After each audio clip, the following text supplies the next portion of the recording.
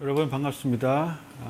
오늘은 그 신부된 교회의 예배자라는 주제 안에서 함께 좀 이렇게 말씀을 나누도록 하겠습니다. 저에게 주어진 주제가 신부된 교회의 예배자. 그러니까 이게 그리스도의 신부로서의 예배자라는 의미일 것이라고 생각합니다. 그래서 이렇게 주제가 이건데. 신부됨에 대한 이해가 먼저 필요하지 않을까 싶은 좀 생각이 들어요. 왜냐하면 솔직하게 어떤 신부됨에 대한 이해가 없이 그냥 신부임을 받아들여야 하는 경우가 좀 많았었기 때문에 특히 형제들은 교회에서 당신은 주님의 신부입니다 라고 그러면 자매들은 그것에 대해서 아멘을 할 때 그냥 큰 거리낌이 없이 아멘을 할 수가 있습니다. 하지만 형제들 같은 경우에는 당신은 주님의 신부입니다 라고 했을 때 아멘 하지만 나중에 좀 돌아보면 뭔가 좀 혼자 어색해지는 경우가 좀 있어요.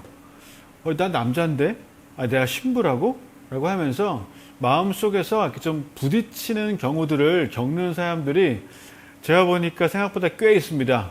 그래서 물론 우리 공동체가 우리 교회가 주님의 신부이기 때문에 나도 주님의 신부라고 당연히 그렇게 말하고 얘기하고 하지만 그 신부라는 그 존재에 있어서 그 신부됨이 어떤 것을 의미하는 건지에 대한 어떤 정확한 이해가 없이 그냥 무조건 신부다. 우리가 알고 있는 그 지식 안에서만 나의 관점 안에서만 신부를 이해하려고 하다 보니까 이게 적지 않은 어려움이 생길 때가 좀 있어서 신부가 무엇을 해야 되는지 신부의 역할이 어떤 것인지에 대해서조차도 내가 알고 있는 그냥 이 세상에서 남자와 여자가 결혼을 하는데 여자가 신부니까 여자가 부인으로서 남편에게 하는 것에 대한 그런 관점 밖에 있는 것들을 생각하지 못하게 되는 그런 상황들이 생각보다 꽤 있습니다. 그래서 오늘 신부된 교회에 그 그리스도인의 신부된 그 나라는 한 사람과 또 우리로서 그 어떻게 예배자로 서 나가면 좋을지에 대해서 함께 좀 나눠보도록 하겠습니다.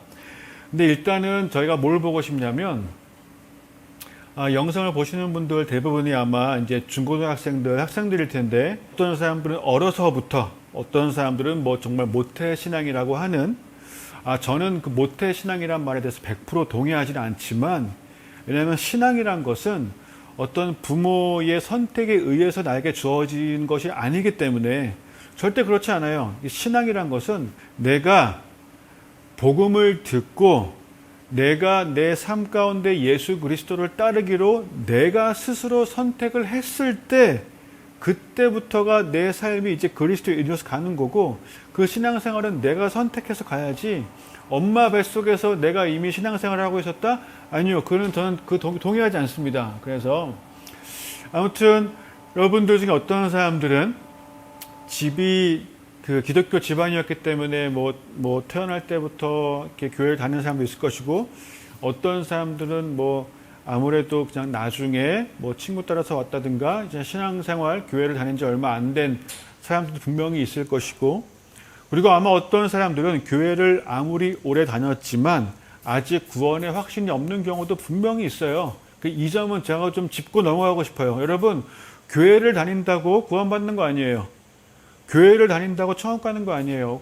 생각보다 많은 사람들이 그것을 착각을 하고 교회에서 열심히 한다고 교회에서 봉사를 한다고 천국 가는 것도 분명히 아닙니다.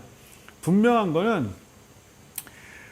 하나님께서 세상을 창조하시고 그리고 그 하나님께서 정말 하나님의 형상을 꼭 닮은 사람을 창조하셨는데 그 사람이 죄를 지어서 그래서 하나님과 이제 그 분리가 됐고 죄를 지었기 때문에 죽을 수밖에 없는 운명이었지만 하나님께서 그것을 그냥 두실 수가 없으시기 때문에 그래서 예수님이 이 땅에 오셔서 우리 모두의 죄를 대신해서 십자가에서 달려 돌아가시고 죽으시고 또 3일 만에 부활을 하셨고 그래서 이제 그것을 듣게 된 우리가 내가 나를 위해 죽어주신 그 주님을 위해서 나도 이제 내 삶을 드리고 살아가야겠다. 이제 주님을 내 삶의 구주로 영접합니다. 라고 고백을 할 때 그 고백을 하면서 그 믿음의 고백을 드리는 순간 내 과거에 지은 모든 죄와 내가 또 미래에 지을 모든 죄가 그 시간과 공간을 넘어서 시공간을 넘어서 2000년 전 그 예수님이 십자가에 달려 돌아가셨던 그 순간에 그 어깨 위에 내 모든 죄가 얹어지면서 내 속에 있는 그 모든 것들이 다 깨끗하게 되는 그 역사가 있어야지만, 그래서 내가 내 삶의 구주로 주님을 고백하는 그것을 거쳐야지만 천국에 가는 거고 그게 구원 받는 거예요. 오늘 죽으면 내가 천국 가느냐에 대한 확신이 있는지 돌아봤으면 좋겠고요. 내가 죄인으로 태어나서 살아왔지만 예수 그리스도의 그 복음을 듣고 반응해서 그분을 구주로 영접하는 순간 성령님께서 내 안에 들어오세요. 그러니까 성령님은 하나님이시기 때문에, 동일하신 분이시기 때문에, 성부, 성자, 성령 다 동일하신 분이시잖아요. 그분은 천지를 창조하신 분이세요. 성경에 보니까 심지어 우주조차도 우리가 알고 있는 이 존재하는 것 중에서 가장 큰 존재가 우주인데, 우주조차도 그분이 창조하신 것이기 때문에 그분은 우주보다 크신 분이세요. 우주보다 크신 그 성령님이 내 안에 들어오시는 거예요. 아니, 그만한 분이 내 안에 들어오시면 여러분, 진짜 거듭난 사람은 삶의 변화가 안 일어날 수가 없어요. 삶의 변화가 반드시 일어납니다. 그래서 교회를 5년, 10년 다녔어도 10년 전의 나의 믿음의 모습과 5년 전 나의 신앙의 모습과 오늘과 심지어 작년과 오늘과 신앙의 모습이 똑같다, 아무것도 변한 게 없다, 그러면 만약에 그런 상태라면 한 번쯤은 반드시 돌아봐야 됩니다. 내 안에 정말 구원의 확신이 있는지. 왜냐하면 진짜 믿음이 있는, 정말 성령님 내 안에 들어오신 사람들은요, 사실 변화가 조그맣게라도 반드시 있습니다. 그분은 우리를 변화시키십니다. 조금이라도 신앙생활 안에서 성장하는 것이 반드시 있고 성숙해가는 그런 달라진 모습이 반드시 드러나요. 그래서 내가 정말로 예수님을 잘 믿고 있는 건지를 들어보려면 내 안에 변화가 있었는지를 보면 되는 겁니다. 그런데 신앙생활에 그 5단계라는 게 있어요. 그게 뭐냐면, 처음 예수님을 내 삶의 구주로 영접하고 받아들이고 그분을 위해서 살아가는 삶이 되기로 결단하고 나서 그 사람이 한 번에 변하지는 않아요. 사람이 이게 어쩔 수 없어요. 예수님 딱 만나고 나서 그때 모든 것이 완벽하게 이루어지는 사람은 없어요. 오히려 그렇게 된다고 생각하면 그게 더 위험한 거예요. 늘 겸손함으로 성장해 나가는 것에 대한 사모함이 있어야 되는데, 그 성장함에 있어서 신앙생활의 5단계라고 하는 게 있습니다. 그게 뭐냐면, 첫 번째는 종의 단계예요. 종의 단계. 두 번째가 양자의 단계예요. 세 번째가 자녀의 단계이고, 네 번째가 친구의 단계이고, 다섯 번째가 신부의 단계입니다. 한 번만 더 얘기해 볼게요. 1번 종, 2번 양자, 3번 자녀, 4번 친구, 5번 신부예요. 신부. 그 1번 이제 종의 단계. 이제 처음 예수님 만나고 그러면 이 종의 단계에서의 신앙생활이 시작됩니다. 그러면 이게 예수님을 만났다는 그런 기쁨이 막 넘쳐요. 넘치고 그분에 대한 어떤 감사함이 넘치고, 이렇게 처음 믿은 사람들이 막 뜨끈뜨끈 하잖아요. 막 전도도 열심히 하고 이것을 전하지 않고는 이렇게 견딜 수 없는 그런 기쁨과 감동이 있습니다. 교회에서 굉장히 열심히 일해요. 이 종의 단계에 있을 때는요, 되게 열심히 일해요. 정말 내 모든 정성을 다 바쳐서 충성을 다하리, 이런 마음으로 정말 한 사람을 만나도 그렇고, 아니면 성가대를 하던 찬양팀을 하던 교사를 하던 정말 얼마나 열심히 하는지 몰라요. 그런데 그렇게 열심히 하는 거 너무너무 좋은데 그 안에 하나님에 대해서, 하나님을 대할 때 약간 친밀함이 조금 부족할 수 있어요. 아니면 하나님이 조금 무서울 수 있어요. 그분이 약간 이제 주인, 그리고 하나님이 아직은 좀 더 멀리 계시는 것 같은 그런 느낌, 저 높은 곳에 계시는 것 같은 하나님이 그런 느낌으로 이 종의 단계에서 살아가다가 이게 조금 더 성장하고 성숙하고 그분과 가까워지고 또 하나님을 독대하는 시간들 충분히 가지면서 하면은 신앙이 자라갈 때 그 다음 단계가 이제 양자의 단계입니다. 양자의 단계에서는 이제 하나님이 그렇게 멀리 계시는 것 같지 않고 정말 더 가깝게 느껴져요. 그리고 그분을 이제는 아바 아버지라고 부르기 시작해요. 로마서 8장 15절에 이런 말씀이 있어요. 너희는 다시 무서워하는 종의 영을 받지 아니하고 양자의 영을 받았으므로 우리가 아빠 아버지라고 부르짖느니라 라고 아빠라고 부르기 시작해요. 그러니까 친밀함이 좀 더 깊어진 거예요. 여전히 하나님을 또 사랑하고 또 그분이 나를 특별하게 여기시고 사랑하신다는 거에 대한 확신이 제 안에 있어요. 있는데 이런 게 있어요. 아직은 나도 그분 사랑하고 그분 분명히 내 아빠고 내 아버지인데 아직은 그분 앞에서 조금 나의 행동이 조심스러운, 아직은 그 사랑에 대해서 알고 있지만 그거에 대해서 아직은 조금 더 거리감이 좀 느껴지고 어떤 매일매일 그분과의 어떤 소통에 대해서 아직은 좀 약간의 좀 두려움이 있을 수도 있고 뭔가 마음대로 하지는 못하는 그런 상황이 있어요. 이게 이 양자의 단계예요. 여전히 열심히 일을 하고 여전히 또 많은 얘기를 할 수 있지만 아직은 좀 거리감이 살짝 느껴지는 그런 단계, 양자의 단계입니다. 그러니까 아빠는 아빠지만 조금은 어려움이 있는 아빠. 근데 이제 시간이 지나면 조금 더 깊어질수록 어떤 단계가 있냐면 이제 3단계인데 자녀의 단계예요. 자녀의 단계.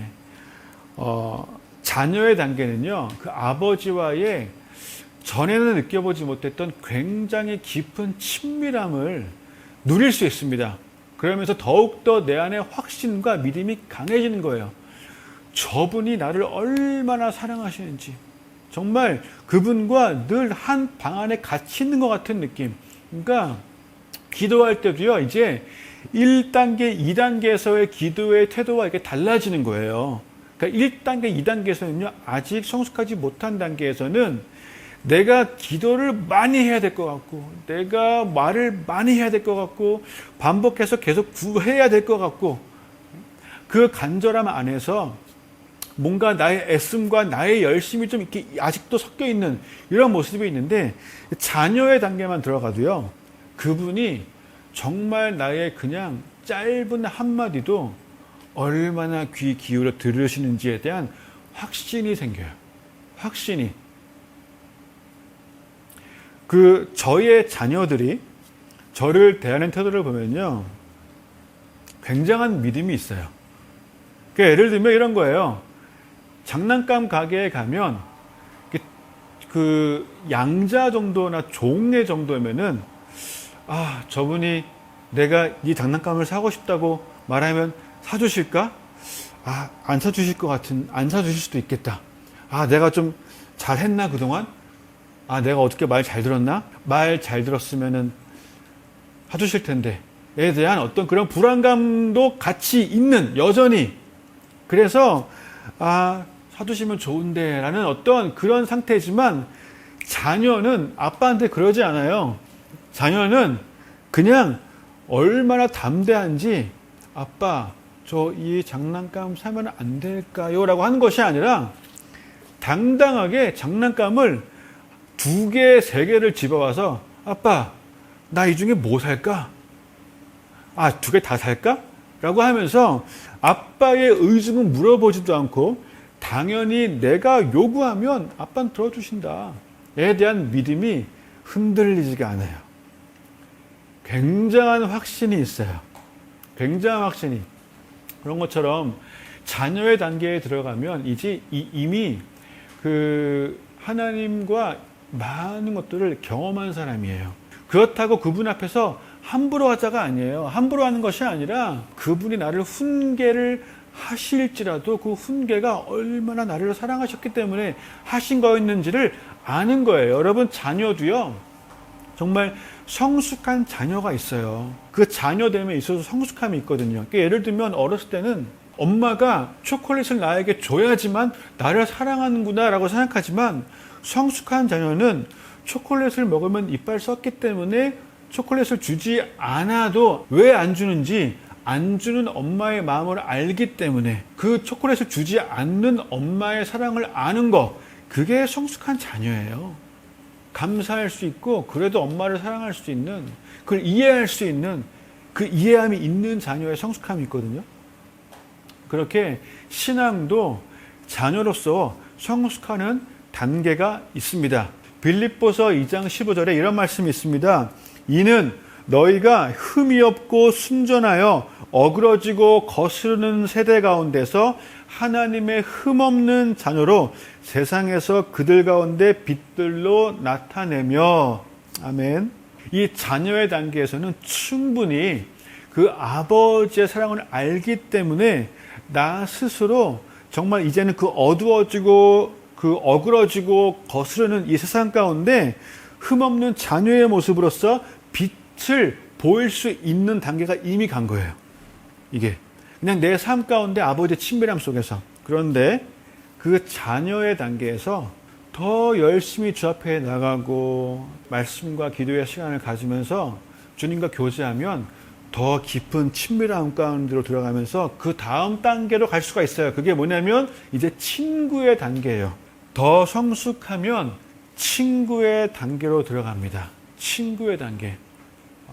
진짜 성숙함은 늘 동일하게 겸손해지는 모습이 있는 거예요. 우리가 절대 교만해지거나 거만해지면 그거는 신앙의 성숙이 아닙니다. 여러분, 사단된 것은 딱 하나예요. 교만해서요, 교만해서. 진짜 성숙은, 한국에 우리 이제 늘 그 어르신들이 하신 말씀은 정말 늘 맞는 말씀이에요. 변은 익을수록 고개를 숙인다고. 성숙한 사람, 성장한 사람의 어쩔 수 없는 그 나타나는 그 표시가 뭐냐면 겸손해진 거예요. 겸손해진 거. 주님과 친구 같은 단계가 되었을 때, 막 친구라고 교만해지고 그러면 그거는 성숙해진 게 아니에요. 친구면 친구일수록 더더욱 겸손하게 그분 앞에서 서 있을 줄 알아야 되는데, 친구의 단계가 되면, 성경에 좀 그랬던 사람들이 있어요. 예를 들면 출애굽기 33장 11절에 사람이 자기의 친구와 이야기함 같이 여호와께서는 모세와 대면하여 말씀하시며 라고 되어 있습니다. 모세가 친구랑 얘기하는 것처럼 하나님과 얘기를 했던 거예요. 그래도 모세는 끝까지 겸손함을 잘 지켰잖아요. 우리가 아는 것처럼 친구는 하나님의 조금 더 깊은 그 마음을 알아요. 하나님 아버지의 마음이 뭔지를 아는 자예요. 종은 일을 열심히 하는데 그 주인의 마음 속에 있는 것이 무엇인지 정확하게 파악하기 힘들어요. 양자와 자녀만 돼도 아버지의 사랑의 관계를 누리는 것이 있는데, 그 아버지의 고통이 무엇인지, 아버지가 아픔이 무엇인지, 하나님께서 뭘 보고 뭘 원하시는지를 다 캐치해내기가 좀 어려워요. 근데 친구 정도가 되면 이제 주님이 어디를 보고 계시는구나, 주님이 뭘 원하시는구나, 주님이 이거 하면 기뻐하시는구나, 게다가 주님이 지금 뭐 때문에 아파하시는구나, 주님이 지금 뭔가를 목말라 하시는구나를 이제 아는 정도. 그래서 이제는 정말 주님과 함께 일하는 자, 주님과 함께 주님의 뜻을 위해서, 하나님의 비전을 위해서 같이 일하는 자, 같이 걷는 자가 되는 거예요. 그분의 나라를 위해서 정말 나를 내어드리면서 일하고 섬기는 자가 되는 거예요. 특권을 누리려고 하는 것이 아니라 정말 그분을 위해 사는 삶이 어떻게 하면은 진짜 시작되는 거예요. 유명한 목사님이 이제 책에 쓰신 내용 중에 제가 어렸을 때 읽었던 내용이 지금까지도 이렇게 잊혀지지 않는 게 뭐가 있냐면,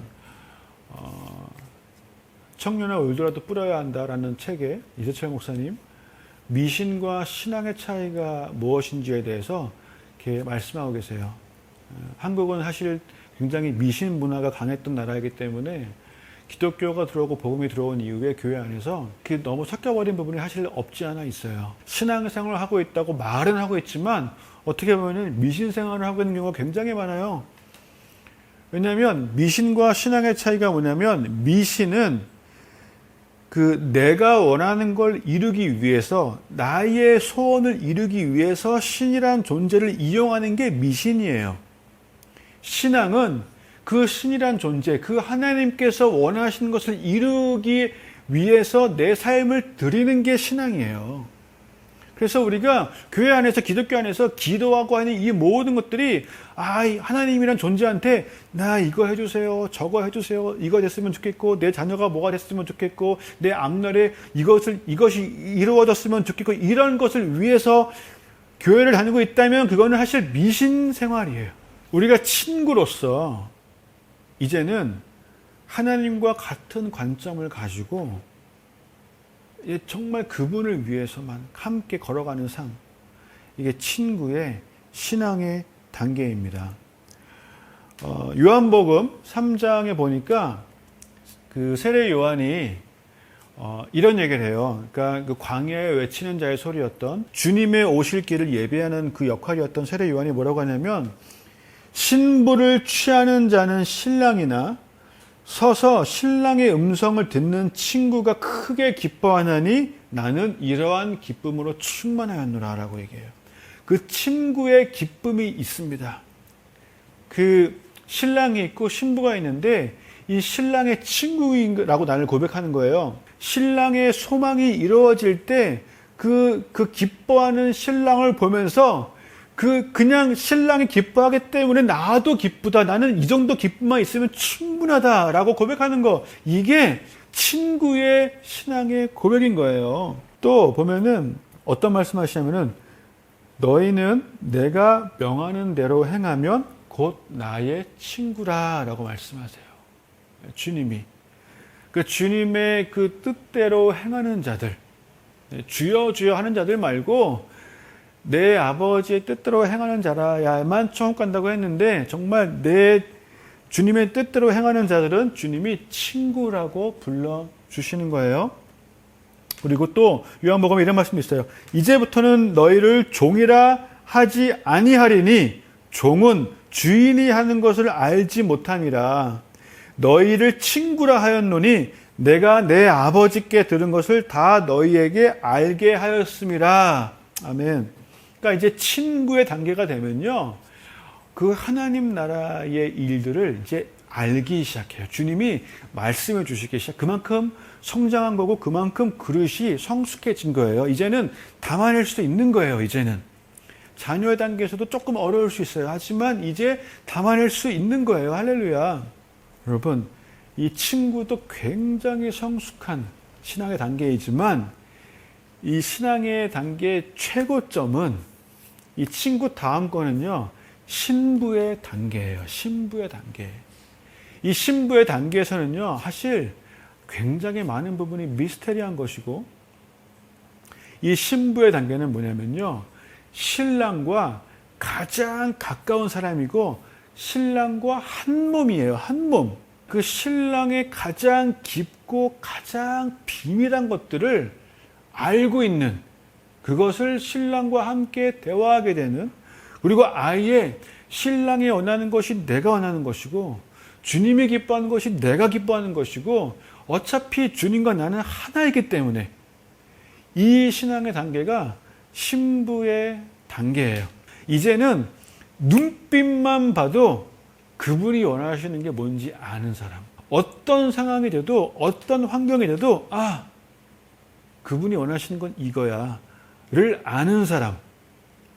누구를 만나도, 누군가를 만났을 때 이 사람을 향한 주님의 마음이 뭔지를 나는 단번에 캐치가 되는 사람. 그래서 통로가 될 수 있는 사람.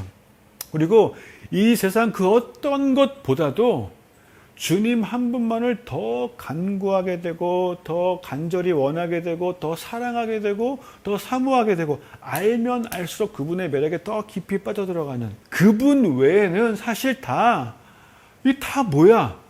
다 배설물, 똥, 다 쓸데없는 거, 다 필요 없는 거. 나는 그분 한 분만 있으면 돼. 그분은 나의 모든 걸 책임지시고 나의 모든 필요를 이미 다 아시고 그분은 온 세상을 다 소유하신 분이시고 다 그분 거고 그리고 그분의 가장 사랑받는 자가 나기 때문에 이 세상 살아가는 동안 내가 뭐 걱정할 게 뭐가 있어? 내가 두려울 게 뭐가 있어? 염려할 게 뭐가 있어? 요동하지 않죠. 요동하지 않아요. 흔들리지 않고 충만하고 확신이 있고 이런 단계까지 우리 모두가 자라났으면 좋겠습니다. 이렇게 자라나기를 그러니까 이런 단계가 되고 나서 주님 앞에 서게 되기를 축복합니다. 왜냐하면 어떤 사람들은 종의 단계로만 살다가 주 앞에 서는 사람들이 있어요. 양자까지 살다가 천국 가는 사람도 있어요. 여러분 웬만하면 신부까지 다 가셨으면 좋겠습니다.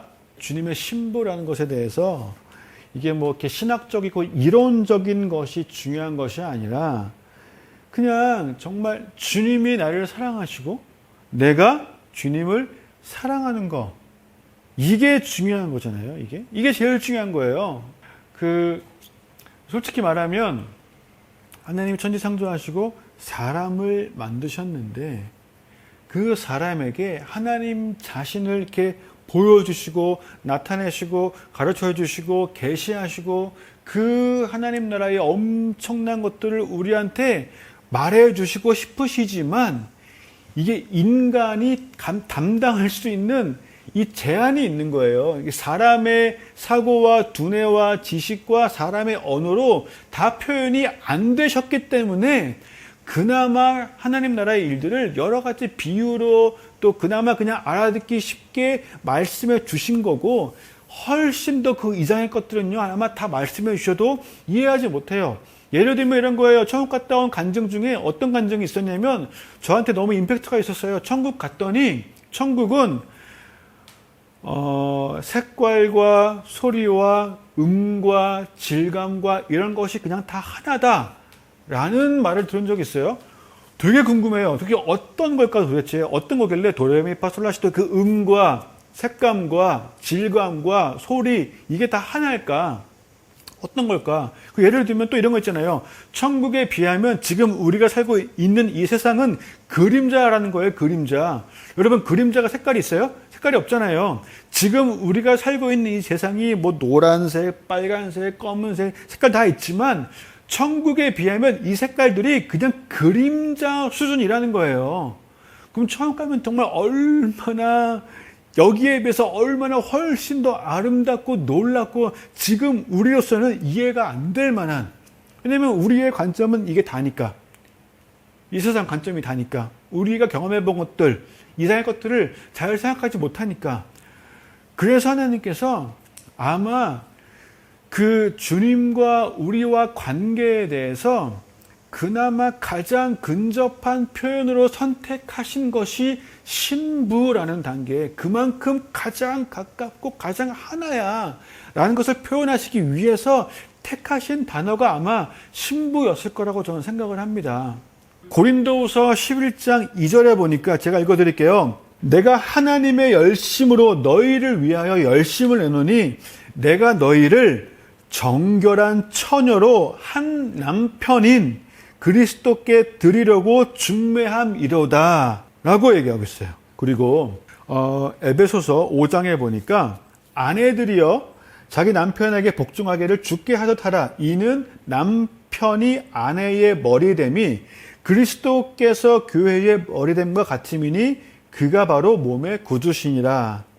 그러므로 교회가 그리스도에게 하듯 아내들도 범사에 자기 남편에게 복종할지니라. 남편들아 아내 사랑하기를 그리스도께서 교회를 사랑하시고 그 교회를 위하여 자신을 주심같이 하라.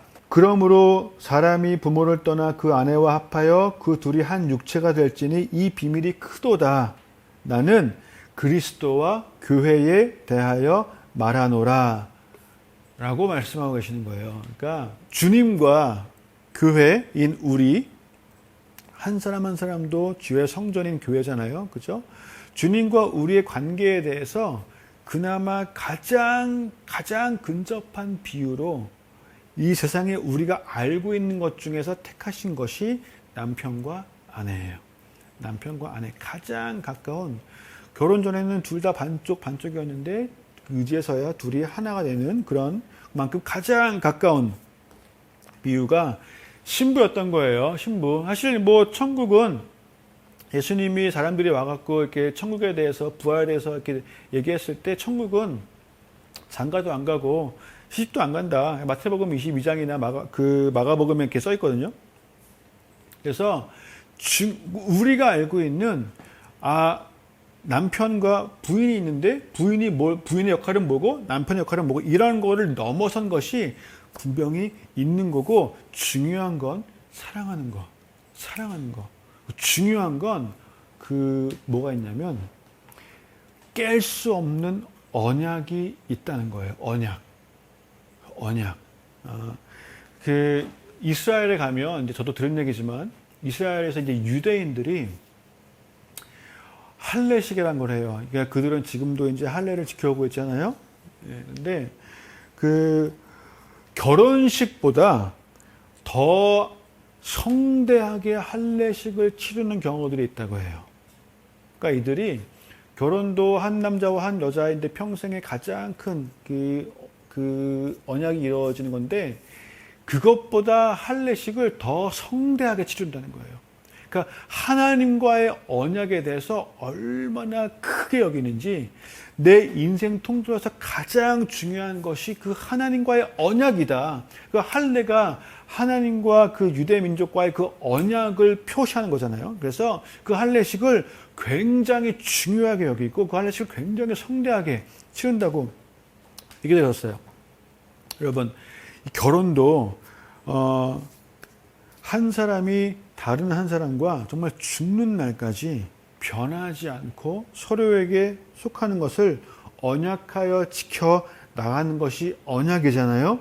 사단이 이것에 대해서 이제 좀 이렇게 변질시키려고 정말 악하게 미혹하고 그러면서 세상 문화를 다 바꿔버리고, 그래서 지금 그렇게 많이들 진짜 사랑이 뭔지도 모르고 정말 그 사랑이 아닌 자랑에만 매달려 있고, 그러면서 그 결혼 이후에 그렇게들 많이 이혼을 하고 가정을 소홀히 여기고 너무나 많은 사람들이 깨지고 이런 상황들, 그리고 이제 한 사람과 한 사람이 만나서 그 언약 안에서 서로에게 충실한 것이 얼마나 중요한데 이것을 소홀히 여기고 너무나 많은 그 잘못된 외도의 문화가 있는 지금 이 시대 가운데, 여러분, 언약이 얼마나 중요한 것인지, 그 사단의 모든 공격으로부터 우리는 말씀과 기도로 반드시 지킬 필요가 있습니다.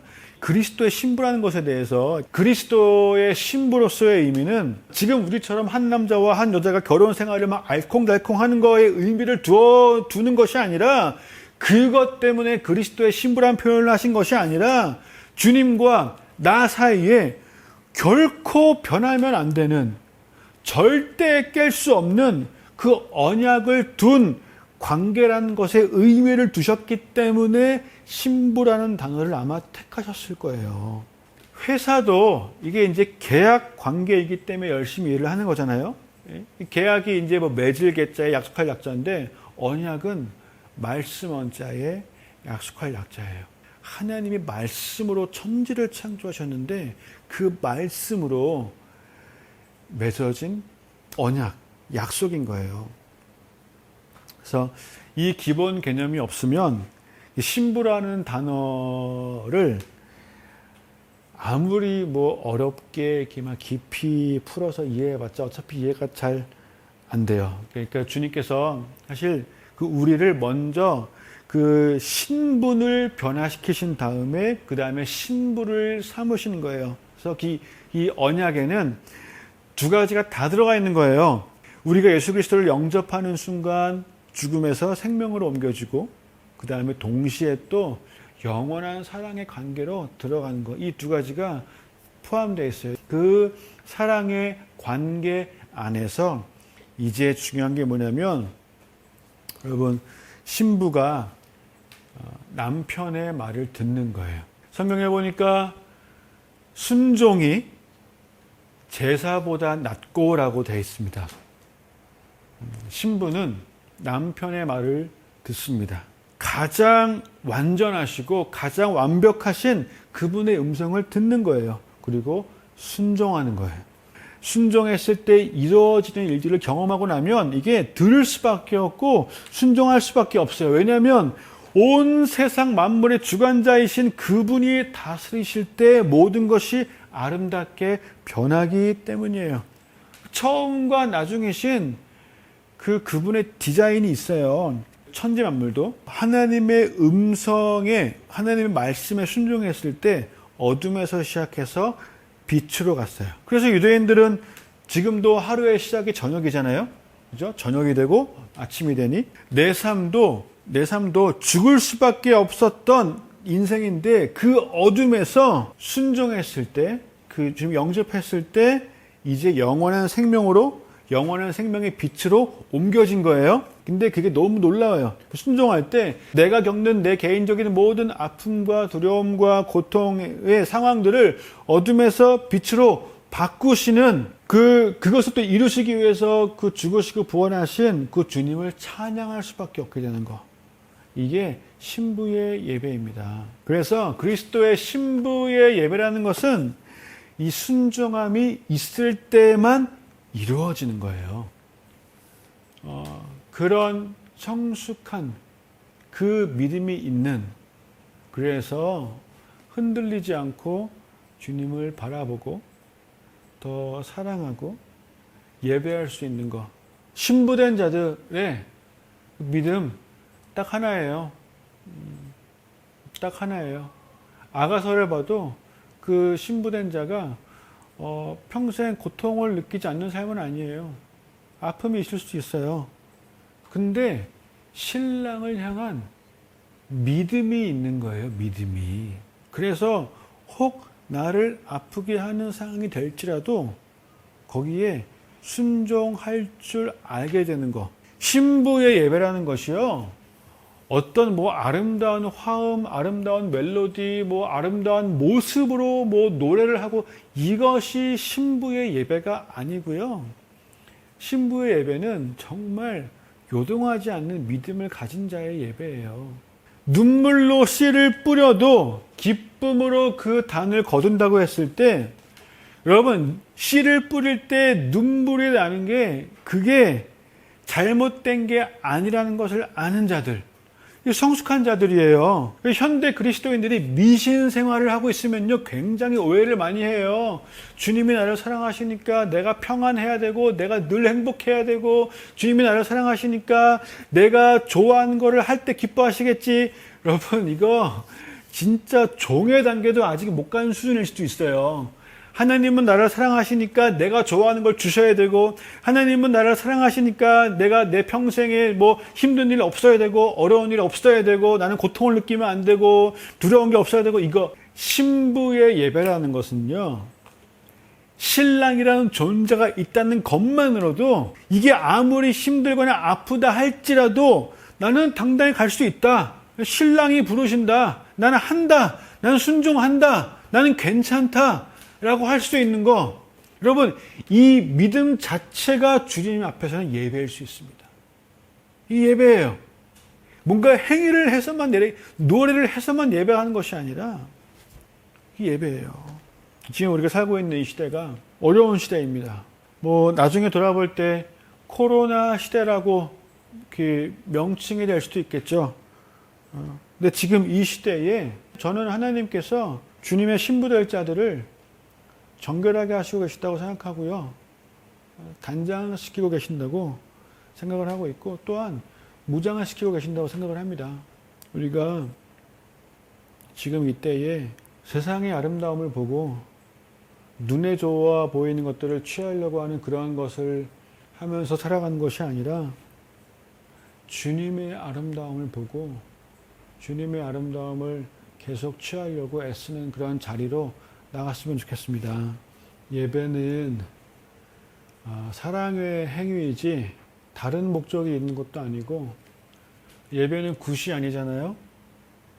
원하는 걸 얻기 위해서 하는 게 예배가 아니에요.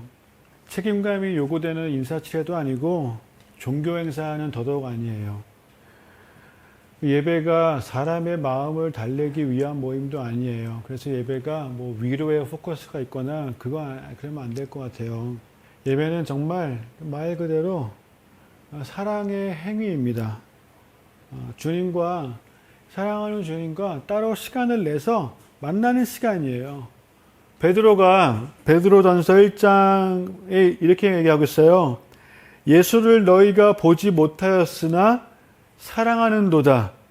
이제도 보지 못하나 믿고 말할 수 없는 영광스러운 즐거움으로 기뻐하니 믿음의 결국 곧 영혼의 구원을 받음이라 라고 되어 있습니다. 여기에서 얘기하고 있는 말할 수 없는 영광스러운 즐거움으로 기뻐하는 거, 이거 우리 경험해 봤습니까? 신부된 자들의 예배는 아마 이런 기쁨이 넘치는 것일 거라고 생각합니다. 이것이 우리가 생각하는 무슨 남편, 신랑 이런 개념을 넘어선 그 엄청난 전 우주적인 그 언약의 관계 안에서 내가 가장 사랑하는 그 한 분을 향한 말할 수 없는 영광스러운 즐거움으로 기뻐하는 것, 이거 지금 우리가 살고 있는 이 세상에서 경험할 수 없을까요? 아니요, 경험할 수 있습니다.